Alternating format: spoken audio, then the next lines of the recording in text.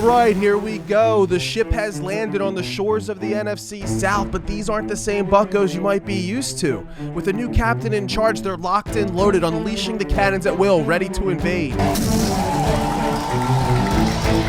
2019 season had the Bucs doomed from the start when the NFL handed them a schedule that consisted of 5 straight road games. But these just weren't any ordinary 5 straight road games. They had them traveling all over the map. They had 2 separate trips to the West Coast, and they had 1 trip across the pond going to London. That's about 23,000 travel miles in just 5 games, which is absolutely insane.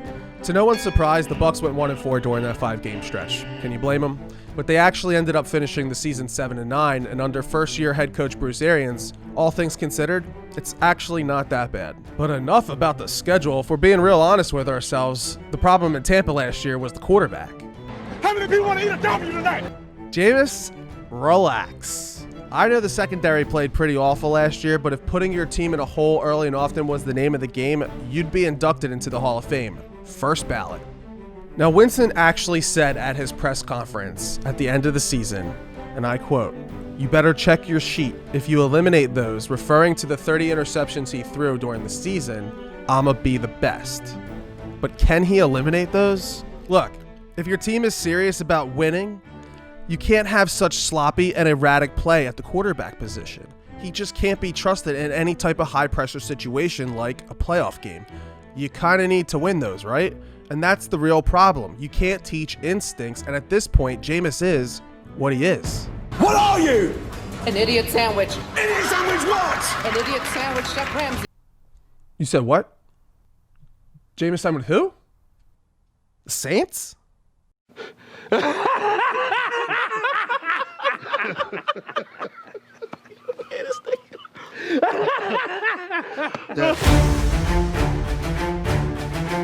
Bucs finished first in turnovers on offense and first in interceptions, so letting go of Jameis Winston was an easy choice for the team to make.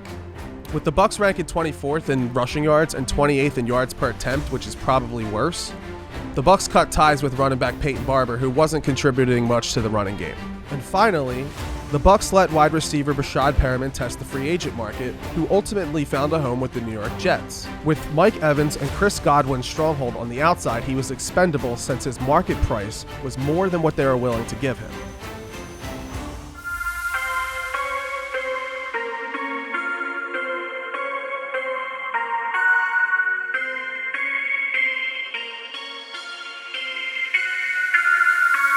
That's right, the GOAT, the greatest of all time to ever do it, signs with the Bucs. Finally breaking ties with Bill Belichick and the evil empire of New England. Sailing south to Tampa Bay. Brady should almost instantaneously fix the turnover issues created by Winston.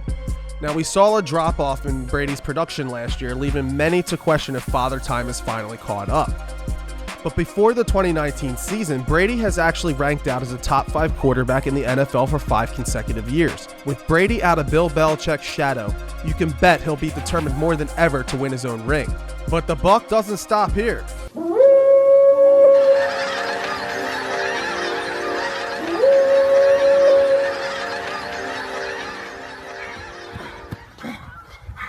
A little tired, but Gronk reporting.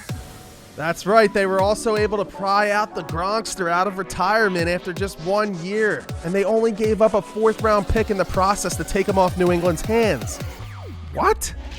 Now, the days of Gronk making sweet catches over the middle and dominating all over the field might be over, but adding Gronk is more about blocking and providing a safety blanket for the 43-year-old quarterback. Plus, when was the last time you saw Bruce Arians' offense utilize a pass-catching tight end? We literally saw Cameron Brate and O.J. Howard completely phased out after dominating the space under previous coach Dirk Koetter. So don't get too excited, all you fantasy players. I give the Bucs a complete A+ grade for the draft. One of Tampa's biggest concerns heading into the draft was to upgrade the offensive line. Keeping a 43-year-old quarterback on his feet and healthy will be the crux to Tampa's Super Bowl dreams, and they didn't have to do much as they landed one of the best tackles in the draft. They ended up selecting left tackle Tristan Wirfs from Iowa. Wirfs was a fantastic grab by the Bucs, but Tampa's offensive line already ranked 7th in the league last season. That's 3 spots higher than the line that Brady played behind in New England. Again, with the addition of Rob Gronkowski and now Tristan Wirfs, this is all about blocking.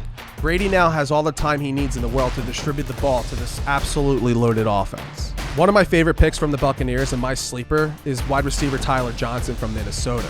Johnson should have plenty of opportunity to showcase his skills and is my Buccaneer sleeper that may surprise a lot of fans. If Johnson can prove to be a reliable asset, would Mike Evans or Chris Godwin be an expendable trading piece in the future? Paying Chris Godwin and Mike Evans 2 max wide receiver contracts doesn't sound like the best use of money for a franchise. After being screwed completely by the NFL schedule makers last season, the Bucs are scheduled to play 5 primetime games. Even though the Bucs won't have to play 5 straight road games this season, I've still pinpointed 3 major obstacles they'll have to overcome if they want to make it to the promised land. Obstacle 1, back-to-back teams coming off their bye week. The hardest stretch of the season starts in week 6 and 7 when they draw back-to-back teams coming off their bye week, starting with the Packers, followed by the Raiders in Las Vegas. Obstacle 2, the Giants in week 8. Although the G-Men may seem like an easy opponent, the Bucs get a well-rested Giants team coming off 11-day rest. Obstacle 3, short rest for the Bucs. They'll square up against 2 of the best teams in the NFL on short rest. The Saints in week 9 and the defending Super Bowl champion Kansas City Chiefs in week 12.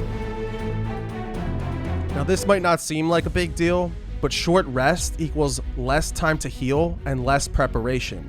And when you go against these 2 teams, you're going to need all the preparation you can take. Super Bowl or bust is the theme for the 2020 Bucs, which is completely insane considering this team hasn't won a playoff game since the John Gruden era in 2002. Tampa will need to rewrite the history books to be the first team to play the Super Bowl in their very own hometown stadium. The treasure chest is literally located right below their feet, as Raymond James Stadium will be the host of Super Bowl 55. The key to the 2020 Bucs success ultimately lies within the defense. We know the offense is going to score points, but can the defense pull its own weight? I hear a lot of fans out there clamoring about the last 7 weeks of the season when the Bucs finished hot going 5-3. But if we take a closer look, they beat up on some pretty bad teams. One silver lining in the defense is that the front 7 is actually the best in the game. The defense ranked number 1, ousting the second best team by over 200 yards. This is outstanding considering they play in a division where they play Christian McCaffrey, Alvin Kamara, and now Todd Gurley twice a year.